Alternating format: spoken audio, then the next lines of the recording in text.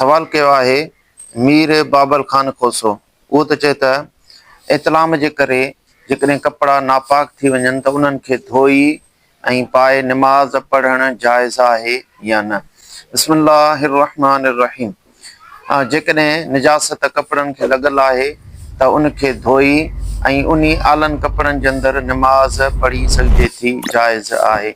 अलबत्ता एतिरो आहे त उहे कपड़ा एतिरा आला न हुजनि जो उनजा फुड़ा मस्जिद में किरंदा हुजनि, या एतिरा बि उहे सन्हड़ा न हुजनि जो आले थियण खां पोइ उनजी उघड़ वारा उज़वा ज़ाहिर थींदा हुजनि। जेकॾहिं ईअं न आहे त पोइ निमाज़ थी वेंदी।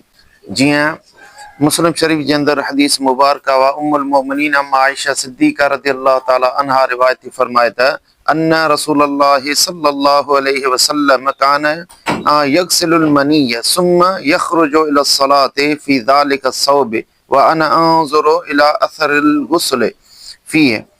पाण फरमाए थी त हुज़ूर नबी करीम सल्लल्लाहु अलैहि वसल्लम जॾहिं कपड़नि ते का मनी लॻल हूंदी त उनखे साफ़ करे पाण उन आलनि कपड़नि में नमाज़ अदा फरमाईंदा हुया। इन हदीस मुबारक जी तहत अल्लामा आइनी रहमहुल्लाह ताला फरमाए थो त खुरूजुल मुसल्ली इलल मस्जिद बिसौबिहिल लज़ी गसल मिनहुल मनिय क़ब्ल जफ़ाफ़ी। पाण फरमाए थो त मनी जेकॾहिं कपड़नि खां धोई साफ़ कई वई आहे त उन कपड़नि आलनि जे अंदरि सुकण खां पहिरीं जेकॾहिं नमाज़ पढ़ी वञे त उहो जाइज़ आहे। अल्लाहु आलम बिस्सवाब।